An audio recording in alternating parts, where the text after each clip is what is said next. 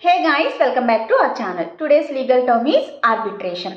Arbitration వచ్చేసరికి మనకి ఏంటంటే ఇప్పుడు కోర్టులో జరిగే proceedings inside the court and out side the court జరిగే ప్రొసీడింగ్స్ మనం ఆర్బిట్రేషన్ అంటాము.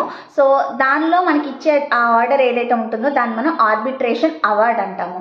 అయితే ఇద్దరు పార్టీస్ కూడా ఒక ఆర్బిట్రేటర్ని లేదా ప్యానెల్ ఆఫ్ ఆర్బిట్రేటర్స్ని అపాయింట్ చేసుకుని వాళ్ళ సమస్యని పరిష్కరించుకోవచ్చు. సో జనరల్గా కోర్టులో మనకి ఒకరికి ఫేవర్గా జడ్జిమెంట్ వచ్చే అవకాశం ఉంటుంది. సో బయట అయితే మాత్రం వాళ్ళిద్దరు న్యూట్రల్గా ఒక జడ్జిమెంట్ అనేది తీసుకుని దాన్ని ఎన్ఫోర్స్ చేసుకుంటారు కోర్టులో. అలాగే అది బైండింగ్ కూడా అవుతుంది. ఒకవేళ వాళ్ళకి ఆర్బిట్రేషన్ ఇద్దరికి సాటిస్ఫాక్షన్ లేకపోతే మళ్ళీ వాళ్ళు కోర్టుకి వెళ్ళి కోర్టు ద్వారా కూడా ఆ ప్రాబ్లమ్ని సాల్వ్ చేసుకోవచ్చు. బట్ ఆర్బిట్రేషన్ వల్ల ఏంటంటే త్వరగా సెటిల్మెంట్ చేసుకోవడం, అలాగే ఎక్స్పెన్సెస్ తక్కువ అవడం అండ్ బెటర్గా ఏంటంటే టైం సేవ్ చేసుకుని ఈజీగా జడ్జిమెంట్ తెచ్చుకోవడానికి బాగుంటుంది. కాబట్టి ఆర్బిట్రేషన్ అనేది చాలా ఫేమస్ అయింది. Do follow for more.